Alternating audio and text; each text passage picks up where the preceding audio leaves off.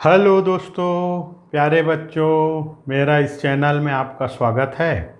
आइए आज का जो वीडियो हम जो है समांतर श्रेणी से संबंधित कुछ सवाल जो है आपको हल करके बताऊंगा। जो कंपटीशन परीक्षा या आपका जो 10वीं का जो कोर्स है उसमें अधिकतर पूछा जाता है।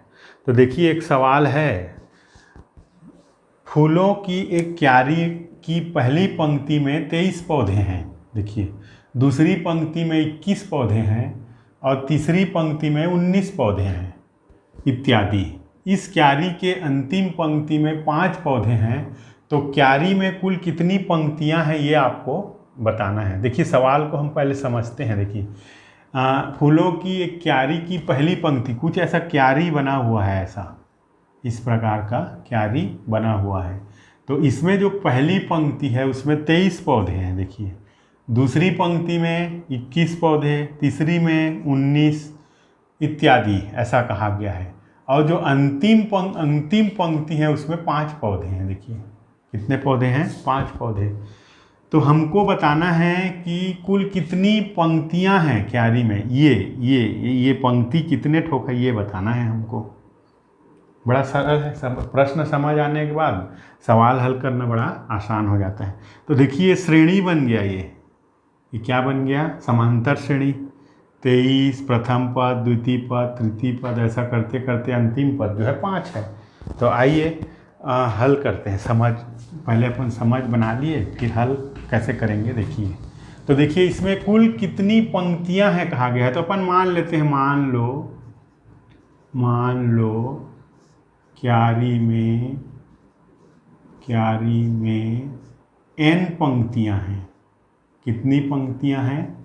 n पंक्तियां हैं मान लेते हैं है। और हमको मालूम है समांतर श्रेणी का प्रथम पद बराबर a और सर्वांतर को हम क्या मानते हैं? d। सर्वांतर बराबर d। तो देखिए, प्रश्न के अनुसार हमारा श्रेणी कैसे बन गया? समांतर श्रेणी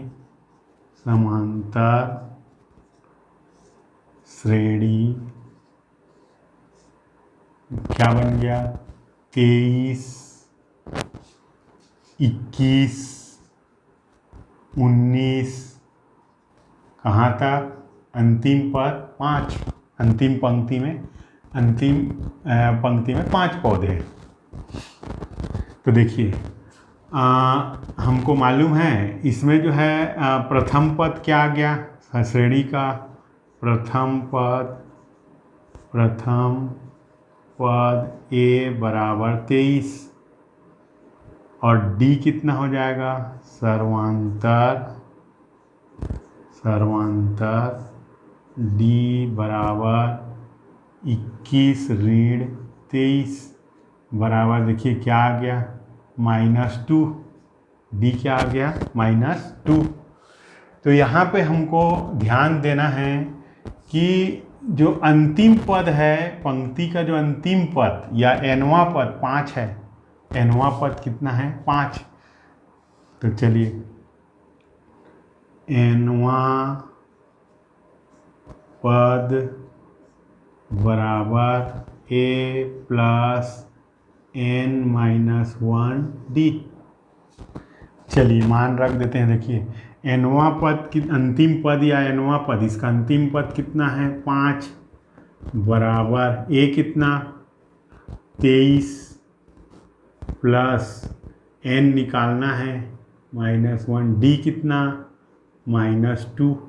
देखिए, चलिए, 5 बराबर, अपन यहाँ पे 23 को मैं पक्षांतर कर दूँ तो क्या हो जाएगा? ये 5 - 23 is equal to n-1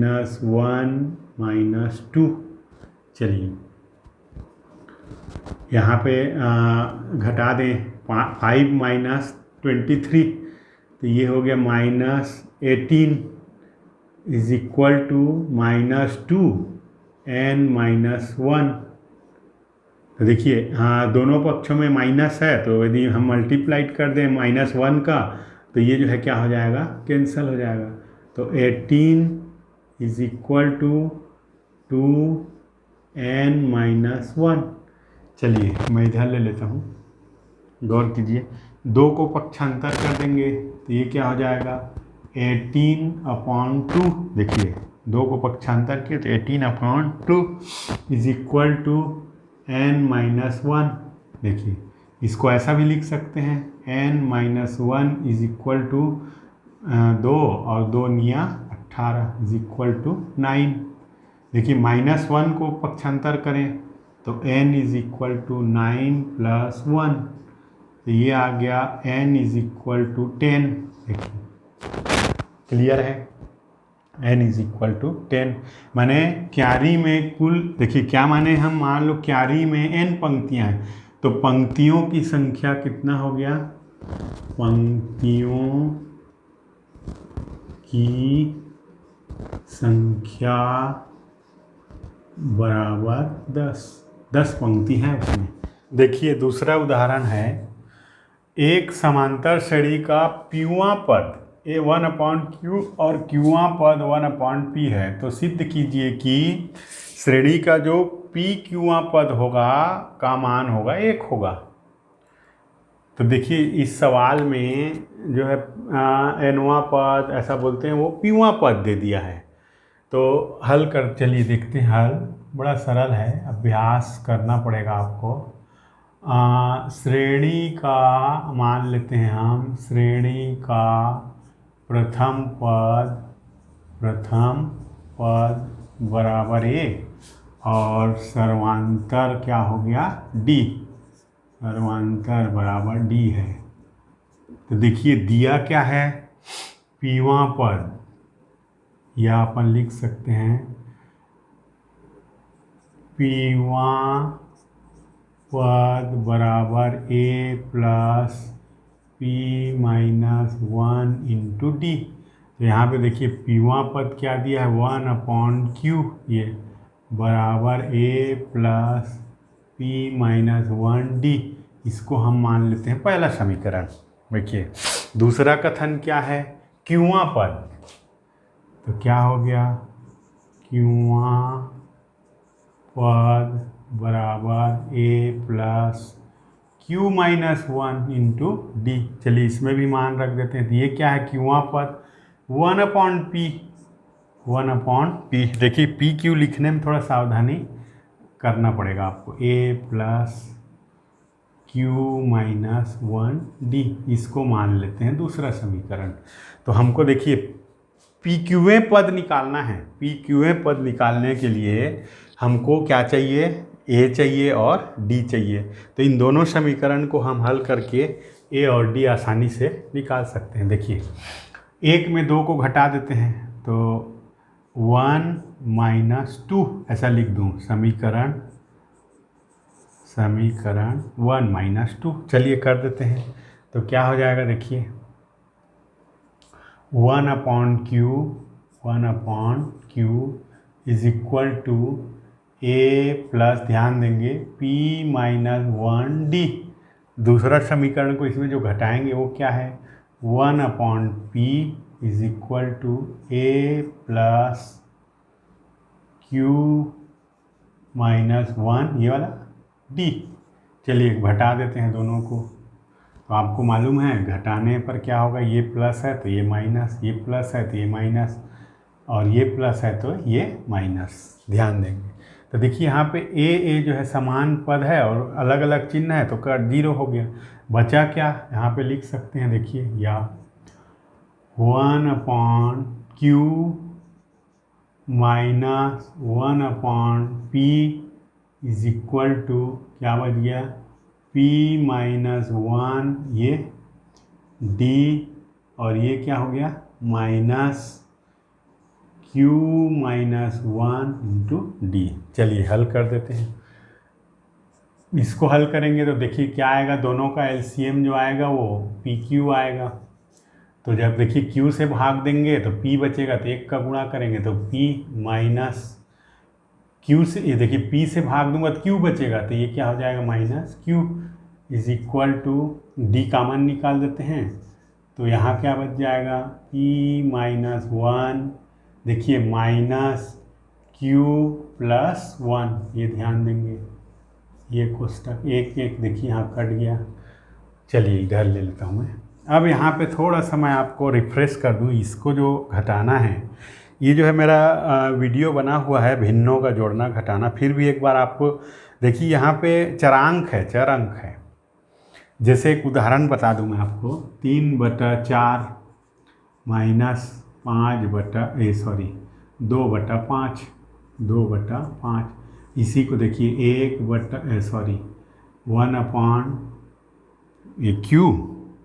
1/Q और माइनस 1/P से अपन हल करके देखिए, दोनों को मैं आपको तुलना करके बताता हूँ।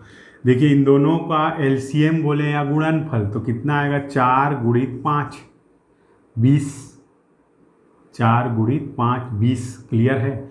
अब इन दोनों का एलसीएम क्या आएगा, P × Q।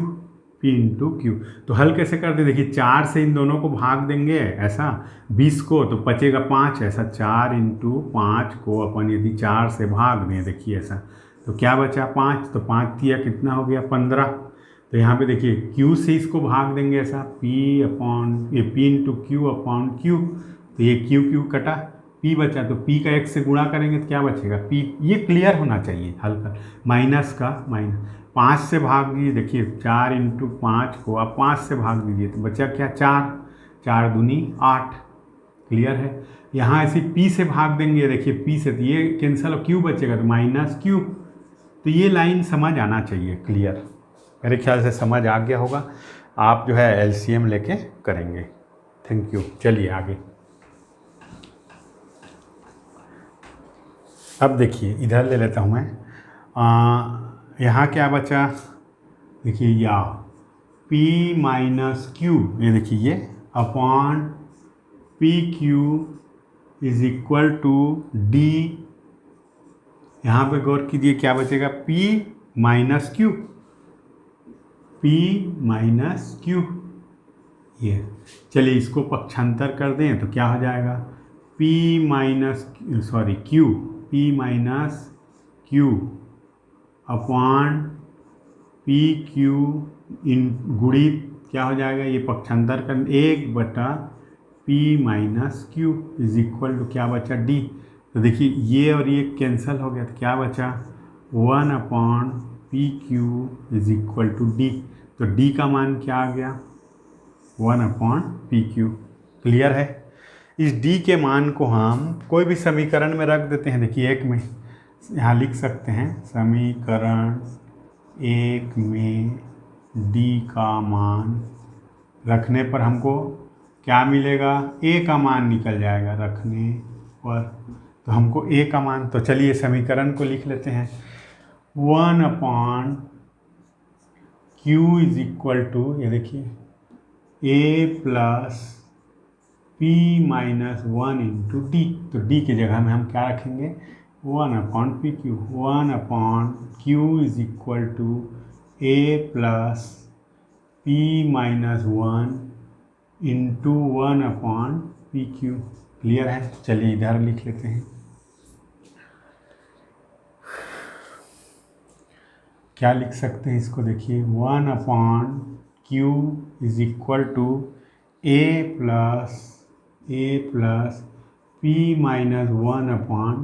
1/PQ, क्लियर है, समझ आया होगा। यहाँ एक का इसमें गुणा करेंगे तो उतना ही आएगा। देखिए इनको पक्षांतर कर दें तो क्या आएगा 1/Q - P - 1 × PQ = A। फिर हल करें, देखिए वैसी दो भिन्नों या परिमेय संख्याओं को जैसे हल करते हैं तो इनका जो एलसीएम लेंगे तो क्या आएगा, देखिए PQ, क्या आएगा PQ। तो देखिए Q से भाग देंगे तो यहाँ क्या बचेगा, P का 1 से गुणा करेंगे तो P माइनस, देखिए PQ से भाग देंगे तो 1 बचेगा, इससे गुणा करेंगे तो क्या आएगा P - 1 = ये चिन्हों को ध्यान देना है यहाँ पे। तो ये क्या आ गया P - P + 1, कैसे आया है देखिए P का P minus plus minus P minus +1/PQ = A। देखिए यहाँ पे plus P minus P cut गया, क्या बचा 1/PQ इज इक्वल टू ए। देखिए ए का मान भी निकल गया, ए का मान भी निकल गया। चलिए जब ए और डी का मान हमको मालूम हो गया तो हम पी क्यूआ पद देखते हैं क्या आता है, सिद्ध करना है कि एक आता है कि नहीं, श्रेणी के पी मान होगा। तो चलिए देखते हैं पी क्यूआ पद क्या होगा। देखिए पी क्यूआ पद बराबर बोलिए A plus P Q minus 1 into D. चलिए रख देते हैं, क्या आएगा ए का मान रख दीजिए 1/PQ, 1/PQ plus PQ minus 1, D क्या है 1/PQ। देखिए दोनों में हम इस पद में 1/PQ को यदि कॉमन निकाल दें तो यहाँ क्या बचा 1 प्लस PQ माइनस 1। क्लियर है। देखिए एक इसको निकाले तो यहाँ बचा 1 प्लस ये निकल गया तो PQ माइनस 1। ठीक है, एक देखिए +1 -1 कैंसल, क्या आया 1/PQ इंटू क्या बचा PQ। देखिए एक कैंसल तो क्या बचा 1। तो यही सिद्ध करना था। देखिए PQआ पद कितना आएगा 1। तो मैं समझता हूँ आप जो है अच्छा से अभ्यास करेंगे तो सवाल जो है बहुत सरल हो जाता है।